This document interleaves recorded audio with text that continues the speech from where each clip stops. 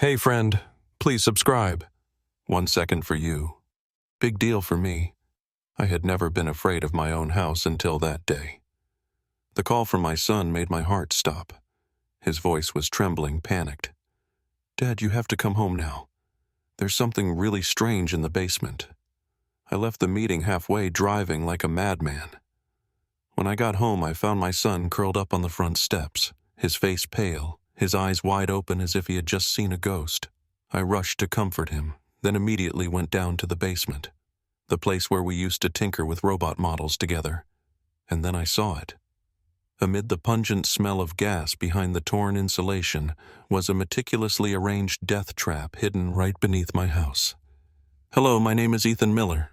I'm 40 years old and have lived through days that if I told you about them, you might think I was making it all up. I'm the founder of Miller Construction Group, a construction company in Burlington, Vermont, where skyscrapers rise like the dreams I used to sketch on paper as a poor kid. I built them with these hands through sleepless nights, calculating blueprints with sweat and scars that never fully heal. But today, as I sit here in my comfortable 2-story home in the suburbs of Shelburne, I don't want to talk about skyscrapers or million-dollar contracts. I want to tell you about the most important thing in my life. Noah, my son, and the story of what I lost to understand the value of what remains. This house, I designed it myself. Every brick, every window frame, every corner of the walls bears my mark. It's not just a shelter. It's a promise I made to Noah. A safe, warm place where he could grow up without enduring the sudden slaps or hungry nights I once went through. The house sits in the suburbs about 20 minutes' drive from downtown Burlington. From the second-floor balcony, I can see the city lights twinkling at night like stars that have fallen to earth. But what warms my heart the most is looking down at the living room, seeing Noah sitting there engrossed in his pile of electronic components, his small hands assembling and disassembling screws and circuits, his eyes lighting up like a young scientist exploring the universe. Noah is only 14, but he's so smart that sometimes I wonder if I'm the father of a genius. He loves taking things apart from an old alarm clock to the coffee grinder in the kitchen and putting them back together, sometimes making them work better than before. Dad, this just needs a new chip, and it'll be fine, Noah once said, holding a screwdriver, grinning from ear to ear. That smile makes me forget all the exhaustion from a long day of meetings, signing contracts, or arguing with subcontractors. Noah is my lifeline, the reason I get up every morning, and also the reason I had to change myself. 4 years ago, I divorced Sophie, my ex-wife. She called me a workaholic, and I can't blame her. Back then, I lived like a machine. Mornings meeting clients, afternoons inspecting construction sites, evenings coming home to a pile of blueprints in my laptop. I thought I was building a better future for my family, but it turned out I was only building invisible walls between me and my wife. I thought she'd always be there waiting for me after every stressful late-night meeting. Until one day Sophie stood in front of me, her suitcase packed, and said, "I can't live with a shadow, Ethan. I'm sorry." She left, leaving Noah with me. I don't blame Sophie. She had the right to seek her own happiness. From that day on, I swore I wouldn't let work consume me anymore. I started making time for Noah, taking him to school, watching his basketball games, or simply sitting with him in the garage listening to him explain how a circuit works. Those moments, however small, are what keep me grounded. Even so, in the quiet nights, I often think about where I came from, about a childhood that was far from serene where everything began. I was born into a working-class family in Burlington, Vermont. My parents weren't poor, not exactly. We always had enough to eat, enough to wear, but it was a life without excess where everything was carefully calculated. My father, Frank Miller, now 66, was a skilled worker at a lumber mill. He worked hard, but after his shift he often turned to card games or betting on horse races to unwind. My mother, Diane, 62, worked part-time as an accountant, but she devoted most of her energy to maintaining her appearance, as if fine clothes and cosmetics could lift her out of the ordinary life of a working-class family. My younger brother Eric, 34, grew up with big dreams, but lacked the persistence to make them reality. Our childhood home was a small but tidy apartment in Burlington's working-class neighborhood. We weren't destitute, but we were never comfortable either. Dinner was usually stew or mashed potatoes. Dishes my mother prepared with care but without warmth. My father, when he wasn't irritable from losing bets, would sit at the table recounting the days he dreamed of owning a lumberyard. But when he lost at cards, the whole house felt like it was walking on thin ice. "Ethan, why are you so slow?" He'd yell, slamming his hand on the table just because I spilled a glass of water. His sudden slaps weren't frequent, but they were enough to teach me to keep my head down and stay quiet. My mother was different. She didn't hit me, but her cold stares and sharp words cut into my heart. "Don't bother me, Ethan. Go do your homework," she'd say, her eyes never leaving her fashion magazine. I was never hugged by her, never asked what I wanted or how I felt. As the eldest, I learned early on to carry the load. At 12, I started delivering newspapers to earn money for new school books because my parents always said, "We don't have enough money." At 16, I worked part-time at an auto repair shop, bringing home money for my mother to buy household supplies. I looked after Eric, even though he was only 6 years younger. Eric was a cheerful kid, always making me laugh with his innocent stories. But he was also easily swayed by bad friends, the kind who liked to show off and spend money. And I always had to find ways to protect him and pull him back. I took care of the family, but no one took care of me. No one asked if I was tired or sad. I grew up feeling like I had to be strong, had to be perfect, because if I wasn't, the whole family would fall apart. Once, when I was feverish and curled up on the sofa, my mother just placed a glass of water beside me and said, "Drink it and get up. I have to go to work." I did. I always did. To this day, as my brainchild Miller Construction Group began to succeed, I thought I could make up for my family's struggles. I send my parents $3,500 a month, enough for them to live more comfortably than necessary. I do it not because I expect their gratitude, but because I believe it's the right thing to do, even though memories of their slaps and cold stares still haunt me. My father has retired, but instead of living frugally, he's fallen deeper into gambling. His late-night calls aren't to ask about Noah or my work, but to beg for money to pay off debts. "Just this once, Ethan," he says, his voice raspy over the phone. "You don't want your dad to lose face with his friends, do you? I pay his debts because I don't want Noah to see his grandfather threatened by loan sharks.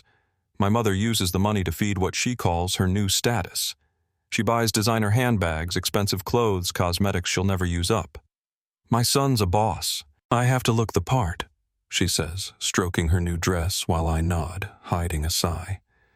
Every time I send money, she calls her voice sweet but calculated. "Ethan, I need a bit more for a massage chair." "My health's been bad lately," she says.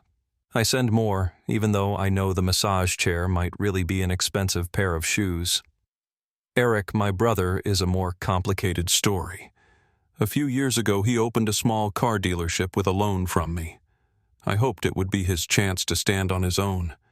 But Eric handles money like a child, spending recklessly and blaming the market when his business loses money. "You don't get it, Ethan," he says, holding an overpriced coffee while his dealership gathers dust. "Just one more loan and it'll turn things around. I help him not because I believe in his plans, but because I don't want to see my brother fail. But every time I help, it feels like I'm trying to patch a sinking ship. Those childhood memories cling to me like the cold of a Vermont winter seeping into my bones. I remember the nights studying under the dim light in the living room, trying to ignore my parents' arguments about money. I remember escaping to the park near our house to study because quiet was a luxury in our apartment. I remember the loneliness when no one asked what I dreamed of or needed, but I don't let those memories drag me down. I use them to remind myself that I have to do things differently for Noah. I want him to grow up with love, with safety, with the feeling that he's heard. but sometimes I wonder if I've truly escaped my past. Every time the phone rings and I see my father's, mother's, or Eric's name, my heart tightens.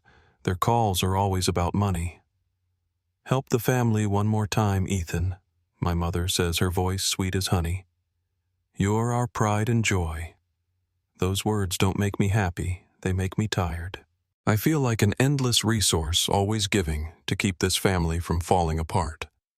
In recent weeks, the calls and messages from my parents and Eric have become relentless, like waves crashing against the shore, giving me no moment of peace. They're not just asking for money, they're demanding a massive sum, $600,000, supposedly for Eric to invest in a new company. "This is a big opportunity," Ethan Eric said over the phone, his voice brimming with excitement as if he were selling me a dream. "With this capital, he'll make it big a tech startup, man. The market's hot right now, but I know him too well. Just days ago, I saw him flaunting a shiny new car and photos of lavish parties on social media. I don't believe he has the responsibility to manage that kind of money. My father Frank calls at odd hours, midnight, when I'm trying to catch a moment of sleep, or midday when I'm in meetings with clients. "Ethan, you have to help the family," he says, his raspy voice filled with urgency. "Eric needs this chance, and your mother and I need you. If you don't help, we'll lose everything." He emphasizes family like it's a threat, as if I'm the only one keeping them from the abyss. I listen to him, but in my mind I see him sitting at the kitchen table, eyes glued to the horse racing pages, a beer in hand. His promises to start over have faded too many times for me to believe them anymore. My mother Diane is more subtle. She doesn't call as often as Dad or Eric, but sends long emotional messages. I refuse them one by one through calls and messages, but they keep hounding me. My phone buzzes constantly to the point where I put it on silent, only checking it for Noah or work. Every time I see the screen filled with messages from Mom, Eric, or Dad's number, I feel a heavy pressure, as if they're suffocating me from afar. Then, one Saturday afternoon, while Noah and I were in the backyard fixing an old bicycle he wanted to turn into a solar-powered model. The doorbell rang. I wiped my hands on a dirty rag, walked inside, and opened the door to find all three of them, Frank, Diane, and Eric, standing there unannounced. My father, holding a notebook, his eyes sharp and commanding. My mother, in an expensive coat, her eyes glistening with tears I knew weren't genuine. Eric stood behind them, hands in his pockets, but I could see the tension in his posture, as if he were bracing for a fight. "We need to talk. Ethan," Frank said, his voice low but forceful. They stepped inside without waiting for an invitation and filled the living room, as if this were an unavoidable negotiation. Frank placed the notebook on the table, opening it to pages scribbled with red numbers. "Eric needs this money to start his company," he said, pointing at the figures. "If you don't help, he'll lose his chance. Do you want your brother to fail?" He looked at me, his eyes a mix of anger and pleading, as if I were the only one who could save the family. Diane took my hand, her voice trembling.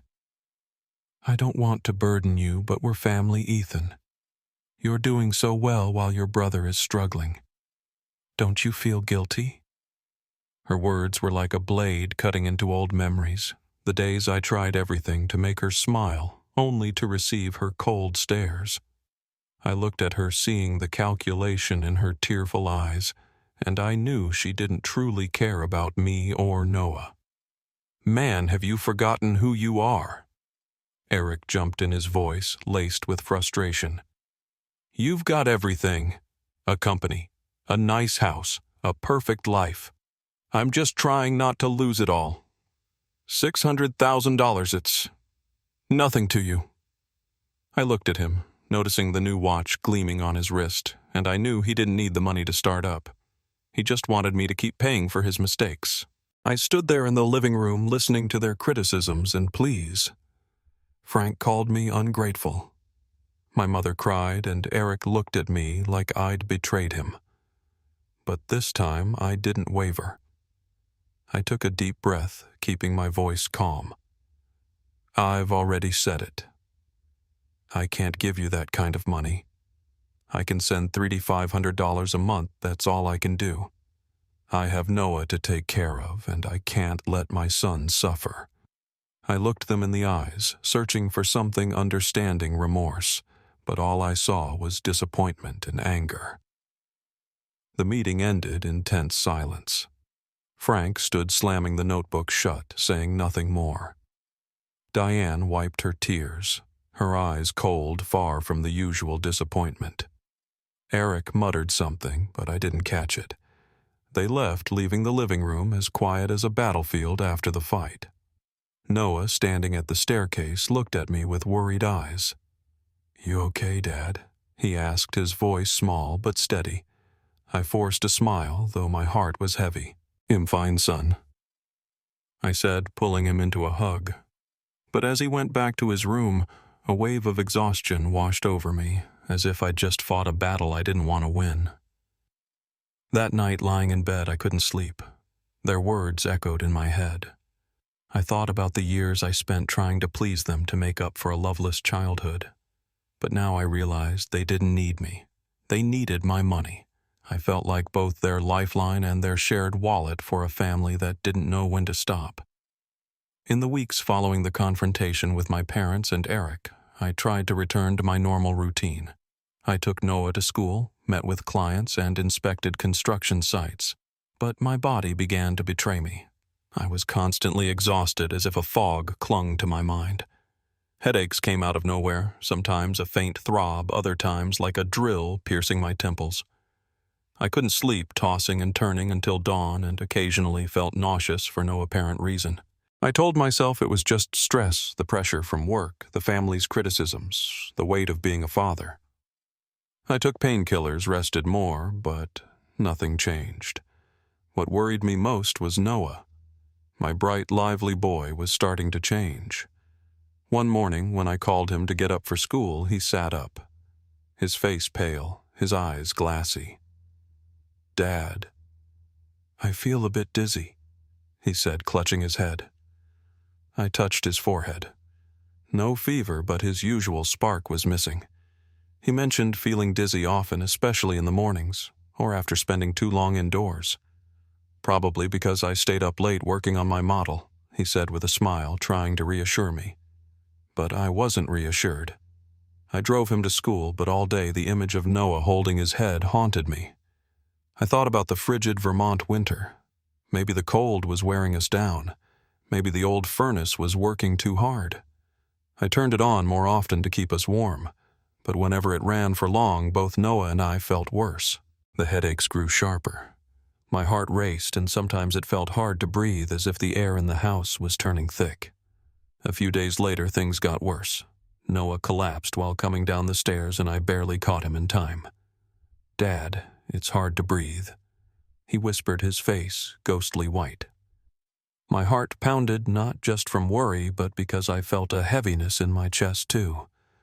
I didn't wait any longer. The next morning I took Noah to Burlington General Hospital. We had blood tests, and when the doctor came in with the results, his expression chilled me. "Mr. Miller, both you and your son have dangerous levels of carbon monoxide poisoning." The doctor said, his voice low but firm. "The CO levels in your blood are far above normal. If this hadn't been caught in time, the consequences could have been severe." I sat there stunned, gripping Noah's hand, trying to process what he'd said. Carbon monoxide. How my house was meticulously designed, the heating system regularly checked.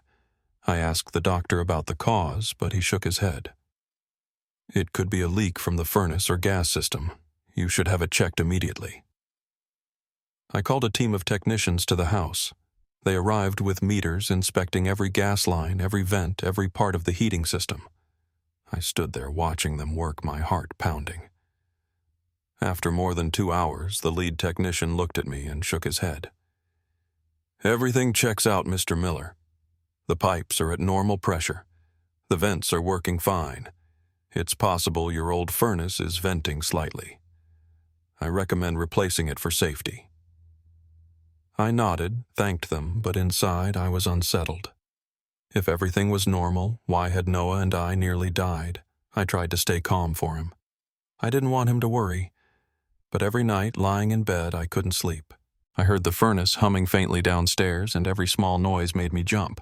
I started checking the house more thoroughly, windows, doors, anywhere a leak could come from. But I found nothing.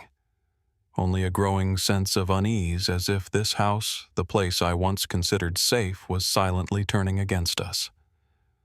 Then one afternoon, while I was in a project management meeting at the office, my phone buzzed. It was Noah. Dad come home. Now his voice was panicked, trembling through the speaker. There's something really weird in the basement. My heart stopped. I left the meeting without explanation, rushed to my car, and drove home as fast as I could. The streets of Burlington blurred before my eyes, Noah's voice echoing in my head.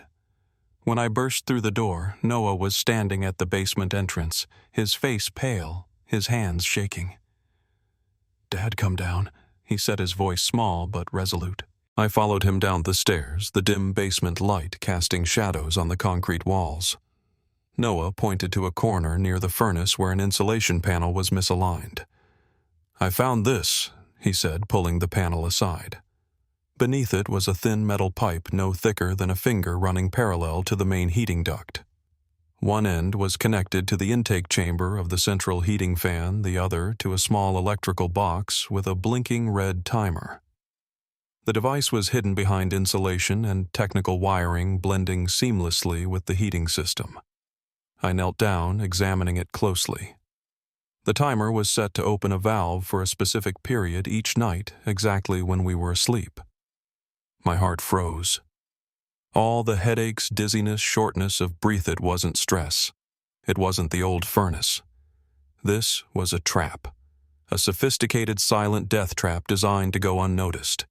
Carbon monoxide, the invisible killer, had been fed into our rooms little by little every night. I looked at Noah, seeing him tremble, his eyes wide with fear. "Dad, what is this?" he asked, his voice breaking. I didn't answer right away. I placed a hand on his shoulder, squeezing gently, keeping my voice calm. "It's okay, son. I'll figure it out." But in my mind, a single question cut like a knife. Who tampered with our basement? I stood, pulling Noah upstairs, and locked the basement door. I didn't want him near that thing for another second. In the dim light of the living room, a chill ran down my spine. Someone had entered my home, installed this device, and knew exactly what it would do. They wanted Noah and me dead. Not loudly, not with blood, but a quiet death, as if we'd simply fallen asleep and never woken up. I hugged Noah tighter, feeling his heart beat through his shirt. I swore to myself that whoever was behind this, I would find them. I led Noah to the sofa, the golden glow from the fireplace still flickering on the walls, but now it no longer felt warm. It was a reminder of the invisible poison that had nearly taken our lives. Noah looked at me, his eyes still wide but no longer trembling as they had been in the basement. He was stronger than I had ever realized, stronger than I was at his age. I sat beside him, trying to keep my voice steady despite my pounding heart. "How did you find it?" I asked gently, as if inquiring about a new robot model. Noah took a deep breath, his voice soft but clear. I went to the basement to grab a screwdriver to fix the robot model I was working on. Then I heard a faint tick-tock sound coming from behind the insulation near the furnace. He paused, his gaze drifting toward the basement stairs. I got curious, so I pulled the insulation panel aside. I saw the blinking red light. I nodded, suppressing the chill spreading through my chest. "Anything else, Noah?" I asked, sensing he hadn't told me everything. He looked down at his hands, his fingers gripping the edge of his shirt. "Last week Grandpa came over while you were at work," he said, his voice dropping. He told me to go to my room and study, but I saw him stay in the basement for a long time. When I asked what he was doing, he brushed it off, saying it was adult stuff, and told me not to worry. I froze. The word "grandpa" from Noah's lips hit me like a knife to the heart. Frank, my father. I thought back to his recent unannounced visits, always when I wasn't home. Just checking out the new place, he'd say his tone friendly, but his eyes distant. "Let me check the wiring and plumbing for you."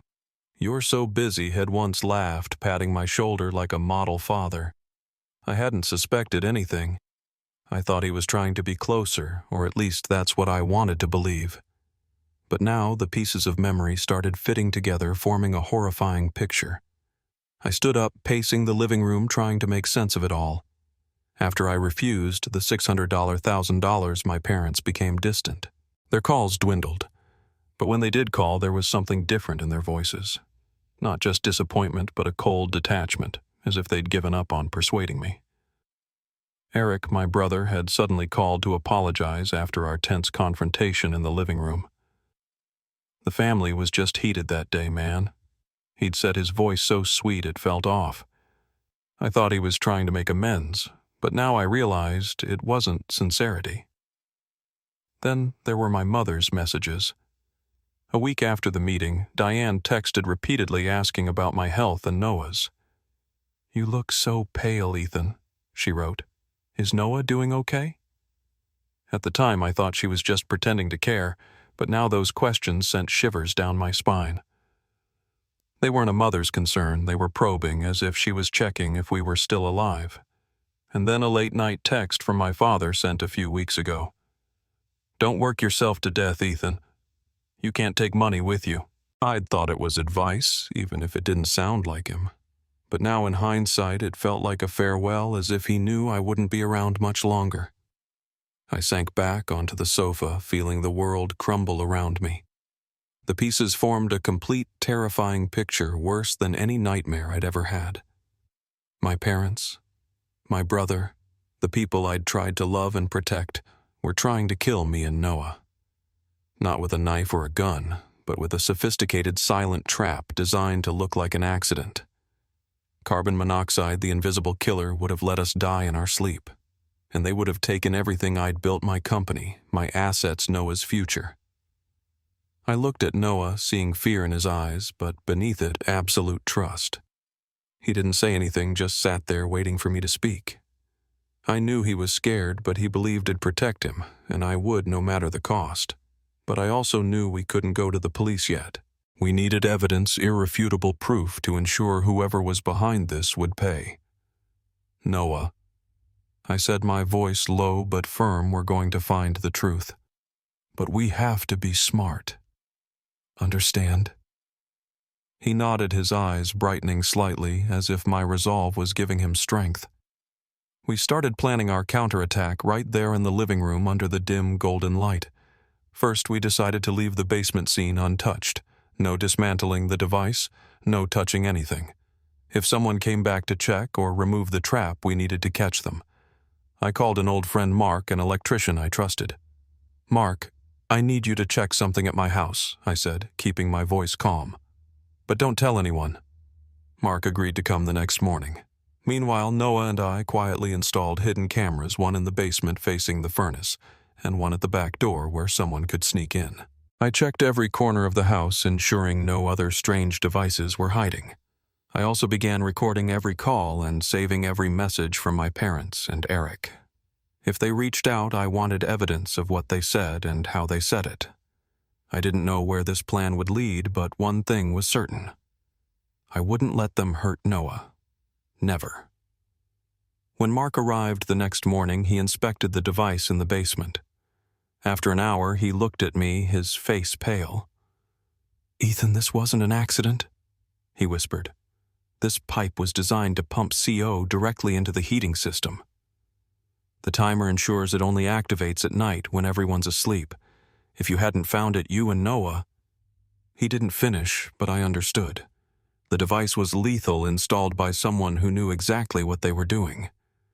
I stood there listening to Mark, feeling the pain of betrayal give way to cold resolve. I was no longer the boy afraid of my father's slaps, nor the older brother trying to save his sibling from mistakes. I was a father, and I'd do anything to protect my son. I looked at Noah sitting on the stairs holding a screwdriver as if ready to fight alongside me. "What's next, Dad?" he asked, his voice full of determination. "We wait," I said, squeezing his shoulder. "And when they show themselves, we'll make them pay." We began executing our plan that very evening in the living room, which no longer felt like a warm sanctuary, but a silent battlefield. Noah and I sat across from each other, the golden glow from the fireplace illuminating his face, highlighting his bright but anxious eyes. We agreed to act discreetly so no one would suspect anything. On the surface, our lives had to continue as normal. I went to work, met with clients, and inspected construction sites. Noah went to school carrying his carefree smile as always, but deep down, we both knew every step was now part of a dangerous chess game. To lure the culprit, whoever they were, into revealing themselves, I devised a deception. I called my mother Diane, my voice deliberately weary. "Mom, Noah's not feeling well. I'm thinking of taking him to Portland to stay with Sophie for a while to rest." I paused, listening as she asked a few questions, her tone sweet but strained. "What about you, Ethan?" she asked. "I have to go on a business trip for a few weeks," I replied, adding a touch of hesitation to make the story convincing. "The house will be empty. Could you and Dad check on it from time to time?" She agreed immediately, her voice full of concern, but I detected a hint of eagerness. Before leaving, I deliberately left clues around the house. On the desk in the living room, I placed medical bills from our hospital visit, a bottle of CO poisoning treatment medication, and an open notebook with a scribbled note. "Need to check the heating system. Possible leak." I left the basement door lock slightly loose as if I hadn't had time to fix anything. Everything was meticulously arranged, like a trap waiting for its prey. Noah and I left the house the next morning, but we didn't go to Portland. We stayed at Jake's, a close friend from college who lived in the suburbs of Shelburne.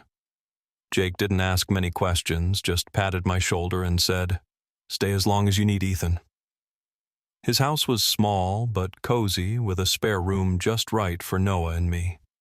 Each evening, we sat in front of my phone screen monitoring the hidden cameras in the basement and back door. I taught Noah how to review the footage and save everything.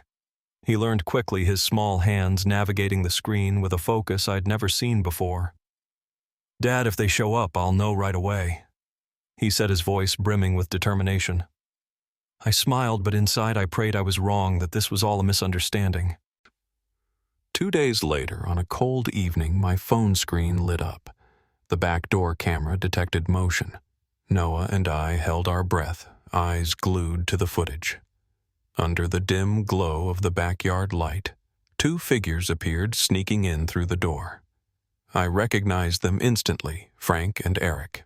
My father, with his heavy gait, carried a tool bag. Eric followed wearing gloves, his eyes darting like a thief's. They entered the house, unaware that every move was being recorded. The basement camera activated. The image on my phone flickered, then stabilized. In the frame, 2 figures descended the stairs. Frank knelt near the furnace, his voice low and urgent. "We need to remove the valve before he finds it," Eric replied, his voice trembling but anxious.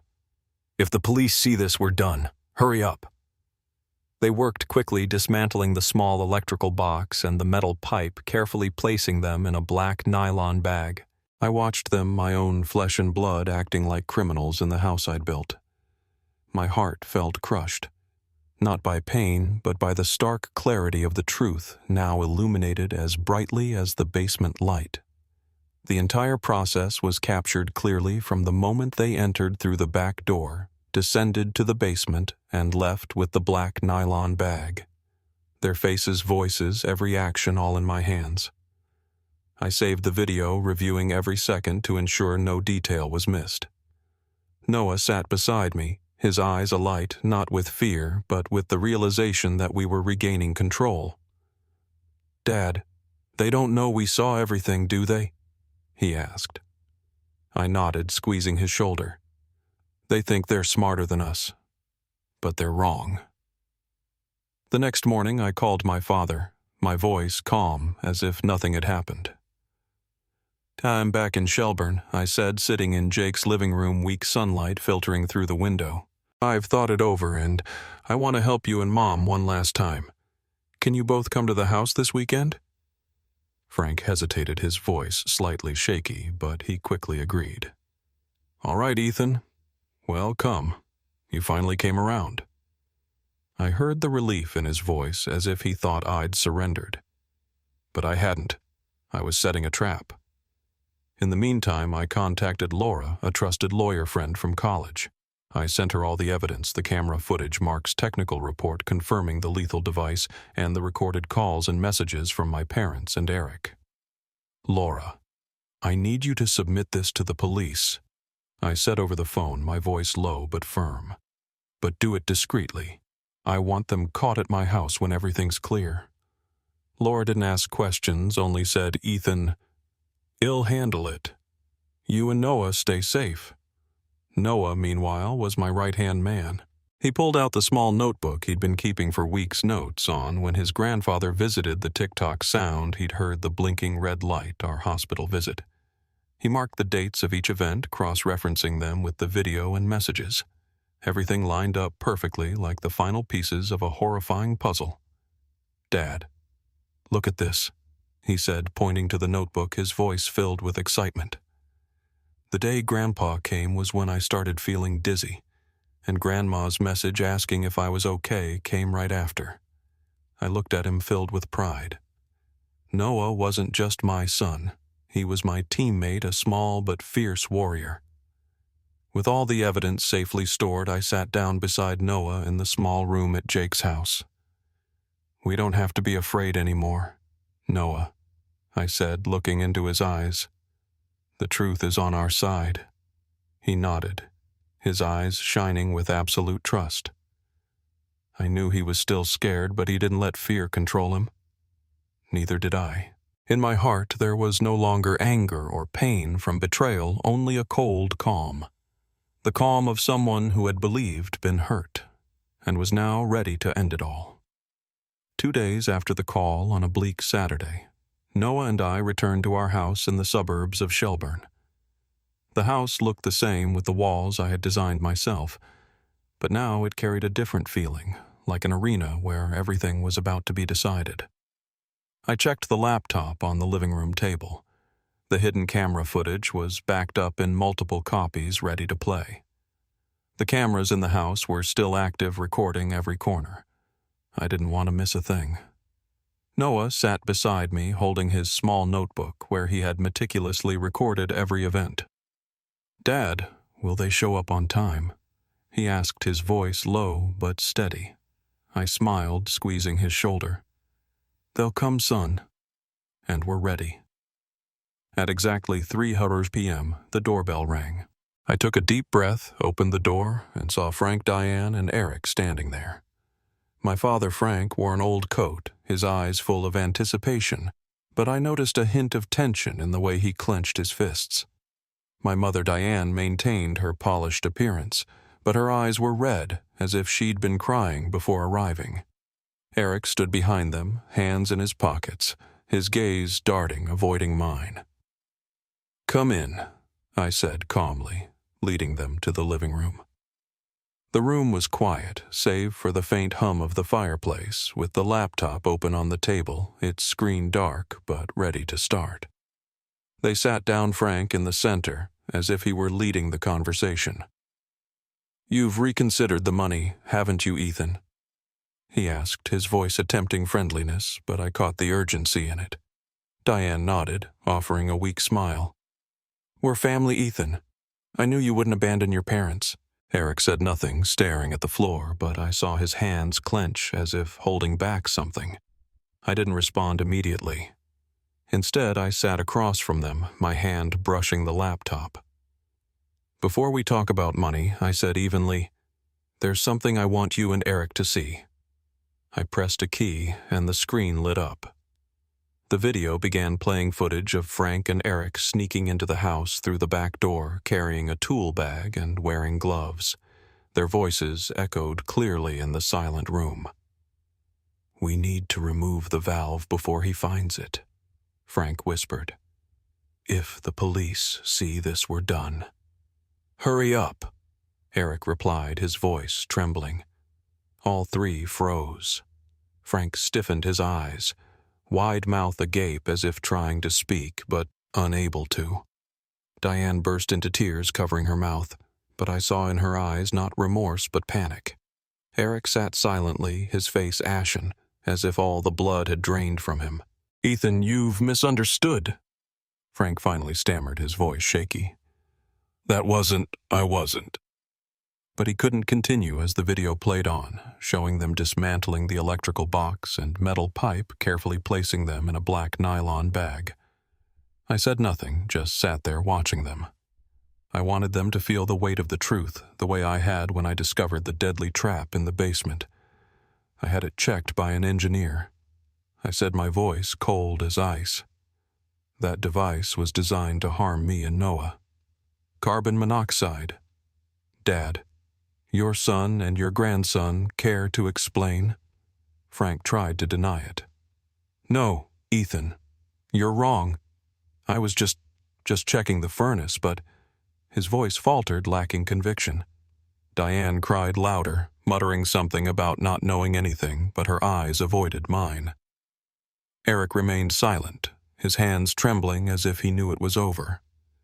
At that moment, a loud, firm knock came at the door. I opened it, and the Shelburne police stepped in, accompanied by Laura, my lawyer. A tall officer presented an arrest warrant. Frank Miller. Eric Miller, you are under arrest for conspiracy to commit murder, he said, his voice resounding in the room. Diane screamed, but another officer raised a hand to stop her. Mrs. Miller, you will be summoned for investigation of complicity. Please come with us. Frank and Eric were handcuffed on the spot. My father struggled briefly, but his eyes now held only desperation. Ethan, you can't do this to your father, he shouted. But I didn't respond. Eric said nothing, his head bowed as he was led to the police car. Diane was taken separately, still crying, but I felt nothing but emptiness. Noah stood at the stairs, watching the entire scene, his face calm but his eyes filled with pain. I walked over, placed a hand on his shoulder, and we stood there watching the police car disappear under Shelburne's gray, cold sky. Immediately after, the police conducted a search of the scene. They collected the remaining device in the basement, taking fingerprints and shoe prints. Everything matched perfectly with Frank and Eric, from the fingerprints on the electrical box to the shoe prints in the backyard. The investigation later confirmed what I had feared. This was a meticulously planned plot to seize my assets. They had calculated that our deaths would be ruled an accident, allowing them to inherit everything, my company house and bank accounts. The trial took place a month later at the Shelburne courthouse. Noah and I sat in the front row facing Frank, Diane, and Eric. They looked different. Frank visibly aged, his hair now fully white, his eyes vacant. Eric was gaunt, his head bowed throughout the trial, as if unable to face reality. Diane wore a simple sweater, no trace of her usual luxury, but her eyes still avoided mine.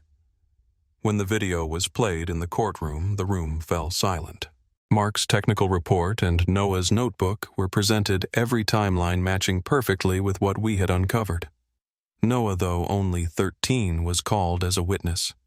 He spoke clearly, his voice steady, recounting the tick-tock sound he heard, the blinking red light, and how he found the device. I watched him, filled with pride, but also pain, knowing he had to face the reality that his grandfather and uncle had tried to kill him. With irrefutable evidence, the trial concluded swiftly. Frank was sentenced to 25 years in prison for conspiracy to commit murder and intentional poisoning.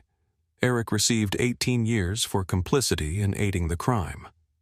Diane, though not directly involved in installing the device, was sentenced to 5 years of probation, mandated psychological treatment, and barred from contacting Noah or me. Upon hearing the verdict, Frank bowed his head. Diane sobbed, and Eric stared out the window as if trying to escape reality. I refused any compensation. Money couldn't erase what they had done. As Noah and I walked out of the courthouse, the Vermont sky was gray and cold, the wind tousling Noah's hair. He held my hand, saying nothing, but I felt the relief in his grip. Justice had been served, but there was no joy in victory, only a cold peace, the peace of someone who had severed the final tie to the past. We walked away, leaving the courthouse behind under Shelburne's gray sky. I looked at Noah, saw his faint smile, and knew that despite the lingering pain, we would move forward together. In the days following the trial, I couldn't stay in Shelburne any longer. The 2-story house I had once proudly designed now only evoked memories of the deadly trap in the basement of the nights Noah and I nearly didn't wake up. Every corner of the house, every hum of the furnace felt like a reminder of betrayal. I decided to sell it. I didn't need the money, I needed a fresh start for me and Noah. We moved to Portsmouth, New Hampshire, a coastal city with gentle waves and salty air. I found a small apartment near the shore, just enough for the 2 of us, with windows overlooking the ocean. Standing on the balcony, listening to the waves crash and watching Noah read by the window, I felt a glimmer of peace return. I took a break from work. Miller Construction Group continued to operate, but I handed it over to the management team. I needed time to be with Noah to heal the wounds we both carried. Noah, though resilient, was still haunted by what had happened. He didn't talk much about it, but I noticed him startle at strange noises or quietly stare at the door as if afraid someone might appear. I took him to a therapist, and it was there that I began to realize happiness wasn't what I had once chased: money, fame, or skyscrapers. Happiness was the moments I spent beside Noah, listening to him talk about a new idea, or simply seeing him smile. At a Portsmouth charity office that supports victims of abuse, where I sought legal advice to protect Noah and myself, I met Clara Bennett. She was 34, a therapist with light brown hair and warm eyes that seemed to see through the pain people tried to hide. Clara was the one who helped Noah in his first therapy sessions. She listened patiently, gently guiding him through his nightmares, helping him understand he wasn't to blame for what happened. Noah's a special boy, she told me during one meeting, her smile gentle but genuine. He's strong, but he needs you more than ever. I don't know when it happened, but our brief conversations became a part of my life. At first, they were just about Noah, about how to help him heal from the trauma. Then, gradually, we talked about other things. The New Hampshire coast favorite books, or the days when I was a working-class kid in Shelburne trying to find a way out. Clara listened without judgment, and she shared her own journey, a woman who had overcome her own traumas and learned to rise from brokenness. Sometimes, Ethan, she said, gazing at the sea, we have to let go of the past, not because it doesn't matter, but because the future deserves more. Over time, our short talks turned into simple dinners. Clara invited Noah and me to her small apartment where she cooked a straightforward but warm spaghetti meal. Noah, usually reserved with strangers, started laughing more around Clara. He told her about his robot models, and she listened with genuine excitement as if it were the most fascinating thing in the world. Watching them, my heart felt lighter. Clara wasn't just helping Noah heal. She was helping me let go. The anger and pain from my family's betrayal didn't disappear, but they no longer suffocated me. Clara taught me that forgiveness isn't about forgetting. It's about choosing not to let the past control you. After a few months in Portsmouth, I decided to return to work, but not to the massive projects of the past. With my savings and years of experience, I opened a small construction office focused on community projects, repairing schools, building community centers, things that held real meaning. From the profits, I started a fund called Project Noah, dedicated to free home repairs for elderly people living alone. I wanted Noah to grow up believing that despite the world's cruelty, there were still good things worth fighting for. He was proud of the fund, even helping me design its logo, a small house with a heart inside. Noah gradually became himself again. He grew more outgoing, made friends at school, and his smile shone as brightly as before. He started seeing Clara as family, calling her Miss Clara, with a warmth I hadn't seen him show anyone but me. Once, when I asked what he thought of her, he paused, then said, "She makes me feel safe, Dad. Like she gets me." I nodded, saying nothing, but in my heart, I knew Clara had become an essential part of our lives. One afternoon, as the sunset painted Portsmouth's shore golden, Noah, Clara, and I walked along the beach. Noah ran ahead laughing with the waves, holding a small model boat he and Clara had built together. I walked beside Clara, feeling the salty sea breeze. "He's so much happier now," she said, watching Noah with a gentle smile. "What about you, Ethan?" I stopped, looking out at the ocean where the sunlight sparkled like jewels. "I'm learning to be happy again," I said, my voice low. "And I think I'm getting there thanks to you and Noah." Clara smiled, saying nothing, but she gently took my hand. It was a simple gesture, but it warmed my heart. I looked at Noah, who turned back and waved at us, his smile radiant as the sun set. In that moment, I knew that after all the turmoil, we had found a true family, not one defined by blood, but by love, honesty, and trust. Life in Portsmouth flowed gently like waves lapping at the shore. Our small apartment, with its windows overlooking the sea, became a place where Noah and I rediscovered peace. Noah grew increasingly cheerful, bringing home stories from school and new ideas for his robot models. Clara became an indispensable part of our lives, like sunlight piercing through cold winter days. But even as happiness slowly returned, I knew the past lingered like a shadow waiting for a chance to resurface. One early autumn morning, as I was brewing coffee in the kitchen, Noah walked in holding an envelope. "Dad, this came in the mail today," he said, placing it on the table. I looked at the envelope, recognizing my mother Diane Miller's shaky handwriting and the printed Vermont Correctional Facility in the corner. My heart skipped a beat. I hadn't heard from her since the trial, and I wasn't sure I was ready to face whatever she had to say. But I opened the letter under Noah's curious gaze. The letter was written on thin white paper, the handwriting careful but trembling, as if my mother had struggled with every line. She wrote that she had reflected deeply during her months in prison about her greed, her pride that had blinded her, and how she and my father had lost the only son who ever truly loved them. "I don't expect your forgiveness, Ethan," she wrote. "I just want you to know, I'm sorry. Your father, Frank, is getting weaker. He has a heart condition, and the doctors say he doesn't have much time. He wants to see you and Noah just once to leave this world without carrying that guilt." I finished reading and set the letter on the table, feeling as if a stone weighed on my chest. I looked at Noah, who had read it too, his eyes thoughtful.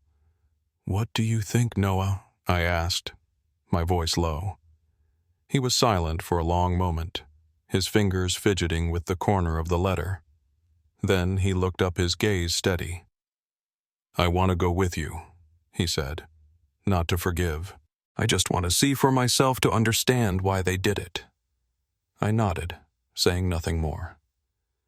A few days later, Noah and I drove to the Vermont Correctional Facility, a 2-hour drive from Portsmouth. The air there was cold and still, as if time were trapped within the gray walls. We passed through the glass doors, went through security checks, and finally sat in a small room facing a cold steel table. My father Frank and mother Diane were led in. They were more aged and frail than ever. Frank, once a tall, imposing man, was now gaunt, his hair stark white, his hands trembling as he sat. Diane wore a simple prison uniform, her eyes red but still trying to maintain a trace of her polished demeanor, a habit she could never shake. When they saw me and Noah, Diane burst into tears. "Ethan." "Noah," she whispered, her hand reaching out but stopping at the glass barrier. Frank bowed his head, unable to meet our eyes. I sat there holding Noah's hand, feeling the tension in his grip. "I read your letter," I said evenly. "I understand. But I want to hear from Dad." Frank looked up, his eyes weary, as if every day in prison had drained his life. "Every day here is a sentence, Ethan," he said, his voice cracking. "But my greatest regret isn't being caught.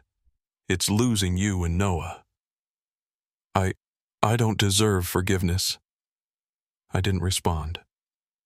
I looked at the man who was once my father, the nightmare of my childhood. Now a frail old man imprisoned by his own greed. Noah sat silently beside me, but I could feel him watching, taking it all in. "I'm not here to forgive." I said, my voice low, but firm. Noah and I came to close this chapter. Diane cried harder, but Frank only nodded as if he had expected my answer. We stood holding hands and left. I didn't look back. The glass door closed behind us, and I heard Diane's sobs echo, but they no longer hurt me. On the drive back to Portsmouth, Noah leaned his head against the car window, gazing at the fields stretching along the highway. "Dad," he said softly, his voice steady, "I think forgiving doesn't mean forgetting. It's just not wanting to carry that pain anymore." I smiled, nodding. His words, though spoken by a 13-year-old, held a wisdom it had taken me a lifetime to learn. "You're right, Noah," I replied, gripping the steering wheel. "The cycle of hatred stops here." That afternoon, instead of heading straight home, I drove to the beach near our apartment. The waves lapped gently at the shore, and the fading sunlight painted the sky gold. Noah and I stepped onto the sand, the sea breeze carrying its salty tang. I took my mother's letter from my pocket, looking at it one last time. Her trembling words were a reminder of the past, a past I no longer wanted to carry. I knelt, letting the letter slip into the water. The wind carried it away, letting it drift into the waves like a ritual to close an old chapter and open a new one. Noah stood beside me, watching the letter float away. "Dad, I think they'll be okay," he said softly. "Not because they deserve it, but because we've let go." I placed a hand on his shoulder, feeling the maturity in his words. We stood there watching the sea, saying nothing more. But in my heart, I knew we had found peace. Not through forgiveness, but by choosing to live for the present, for what truly mattered. In the days following our visit to the prison, I spent a lot of time reflecting. My life from a boy growing up amidst harsh words and cold stares to a man standing in a courtroom facing the betrayal of his own family has been a long journey filled with pain. But in those scars, I found true strength. It wasn't in money or status, things I once thought would bring happiness. True strength was in holding on to my humanity, staying calm in the face of storms of greed and betrayal. I used to believe success was the skyscrapers I built, the $1,000,000 contracts I signed. But now I understand that success is seeing Noah smile, feeling peace sitting beside Clara, and the freedom of knowing I'm no longer held captive by the past. I once thought filial duty meant shouldering everything for my parents and brother, no matter how they treated me. I sent money, paid their debts, and helped them, believing it was my responsibility as a son and brother. But I was wrong. Filial duty doesn't mean enduring abuse or letting them drain my strength and soul. Love has boundaries, and learning to say no was how I protected myself and Noah. When I refused the $600,000 when I stood up to my parents and Eric in the living room, I wasn't just protecting my assets. I was defending my self-respect and my son's future. That's the lesson I want Noah to remember. Love isn't blind sacrifice. It's a balance between heart and reason. Forgiveness, I realized, isn't about erasing what happened. I can't wipe away the image of my parents and Eric in the basement dismantling the deadly trap they set. I can't forget their accusations, their cold stares, or the sting of betrayal by my own flesh and blood. But forgiveness is choosing to let go, refusing to let the past dictate the future. When I released my mother's letter into the sea, watching it drift away with the waves, I didn't forgive because they deserved it. I forgave because Noah and I deserved to live free of hatred.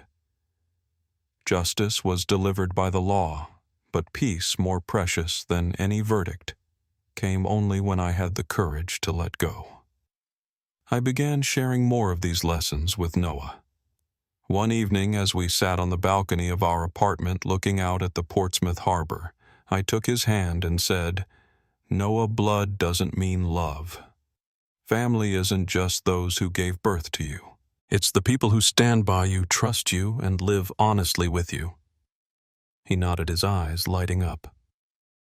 "Like Miss Clara, right, Dad?" he asked with a mischievous smile. I laughed, nodding. "Exactly, son. And like you and me."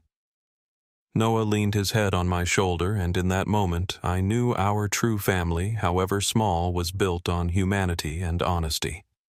Happiness, I realized, doesn't lie in grand things. It's not the grand house in Shelburne, the reputation of Miller Construction Group, or the towering projects. Happiness is this small apartment where I hear Noah's laughter in the living room. It's the evenings when Clara brings homemade cookies, sitting with us and sharing stories of her seaside adventures. It's the peace in my soul knowing I've done right by Noah and by myself. Those simple things, it turns out, are everything I've ever sought. My life is proof that sometimes you must walk through darkness to understand the value of light.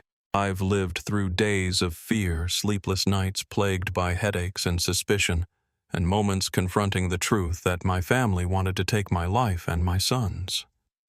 But from that darkness I found light in Noah's smile, in Clara's gentleness, and in the homes I build for others through Project Noah. I learned that happiness isn't something you can buy or build with money. It's crafted from moments, from sincerity, from the courage to live true to yourself. One morning, as I stood on the balcony looking out at the sea, Noah ran up holding a new robot model. "Dad, look, I made this for Miss Clara," he said, his voice brimming with excitement. I smiled, ruffling his hair, and thought about the journey we'd been through from the shadowed house in Shelburne to the radiant shores of Portsmouth. We had found our path. I gazed at the ocean where the sunlight sparkled like jewels, and I knew that no matter how heavy the past, the light was always there waiting for us to step toward it.